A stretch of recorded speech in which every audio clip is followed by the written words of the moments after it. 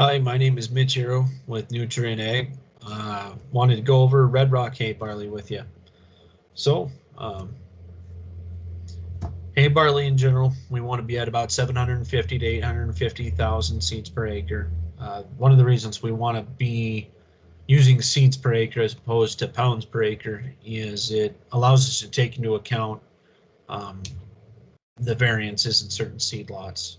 Number of seeds per acre can be a big determining factor, whether we're planting at 65 pounds per acre or 85 to 95 pounds per acre. Typically, hay barley lots, we're looking at around 11,000 to 14,000 seeds per pound. But one thing I will point out is our lot of Redrock this year is actually closer to 8,500 to 9,000 seeds per pound. So that can be a pretty large difference when we're talking about, if we just plant on a pounds per acre basis, we could be shorting the number of plants we want to have established in that field for reaching our yield potential. Our irrigated seeding rate, we're looking at around 900,000 to a million seeds per acre.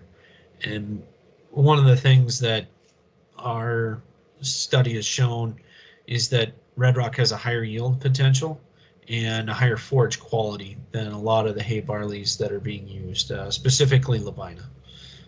So this is a picture that was taken a few years ago at a northern seed plot trial up around Carter, Montana. One of the things that'll really stand out is the size of the leaf on Redrock versus Levina. And Haybet and Hayes and Haymaker I would put all in that same group. They're all Haybet by Baroness, so that same lineage. Redrock's lineage is going to be closer to Stockford and a lot of those other older Westbred varieties. So it has a larger leaf, so it's got a better leaf to stem ratio. This was a picture of Levina that was taken at that same plot a few years ago for comparison. It's a fairly substantial visual difference.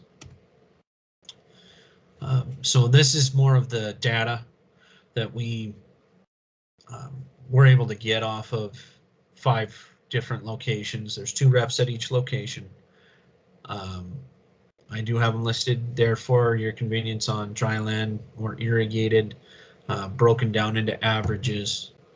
One of the things I will point out is where Redrock and Levina ended up with on average, on an irrigated average and a dryland average. So Redrock did beat Levina in all the trials. I mean, even if we take into the total average into account, about a half a ton of dry matter per acre.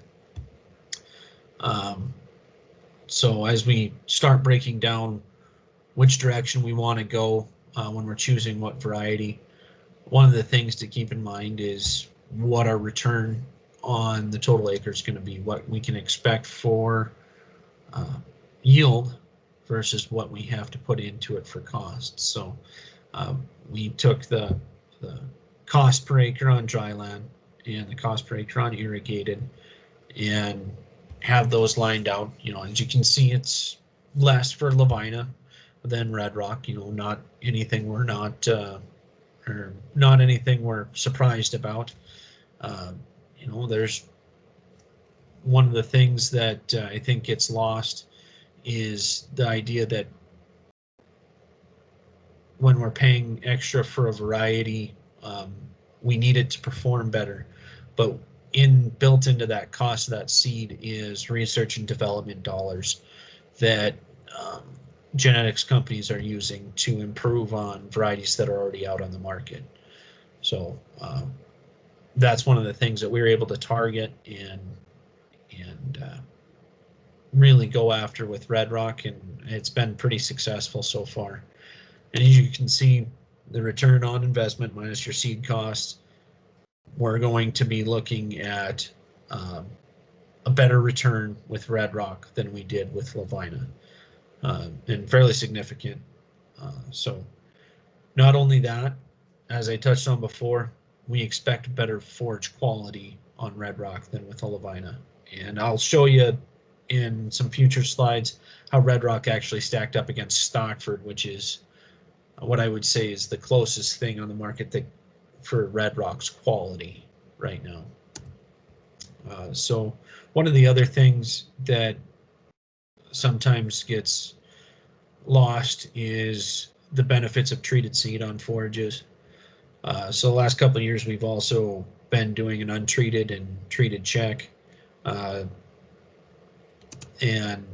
as you can see, treated seed has averaged a higher return per acre than the untreated.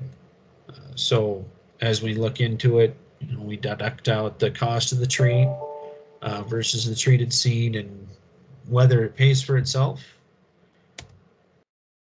Yep, we end up with a higher return, even taking out the extra cost of the seed.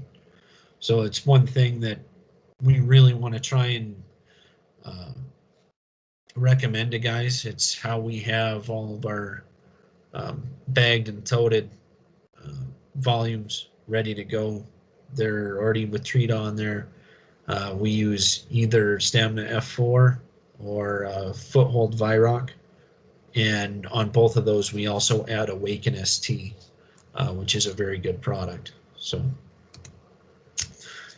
moving on to how Redrock compares on a forage quality basis. This was some information that, or some studies that were done over in the Moses Lake, Washington area. This is a 4-year average. This was done in comparison for Stockford as the check. Stockford, as I said, has a very good reputation for high forage quality.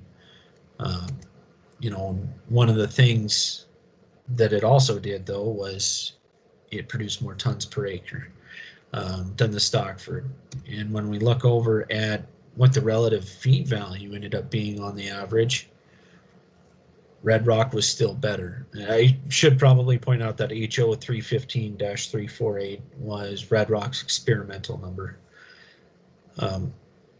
One of the things this helps us be able to determine when we're looking at varieties is where it fits.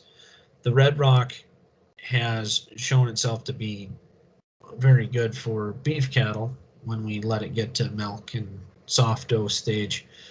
We're looking at acceptable forage quality and maximizing our tonnage.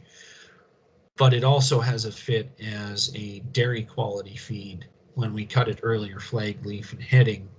And that's something that's important to remember because that's how most of our forage quality is determined. We want to have a good variety that has those tendencies to start with, but also keep in mind when we need to cut these varieties to achieve the forage quality and the yield that we want. So it's a little bit of a balancing act. As the earlier in the growth cycle the plant is, the higher forage quality, the less yield. And vice versa is true. As we get into later stages of the growth cycle, milk, soft dough, we get lower forage quality, but a higher yield. So it's all about trying to balance those factors when we're trying to decide when to harvest. But with that, this has just been a short presentation about Redrock. My name is Mitch Ereaux. I'm the forage specialist for here in Montana for Nutrien Ag Solutions. If you have any questions, please feel free to reach out to me. We'll be happy to help you out with whatever you have. Thanks.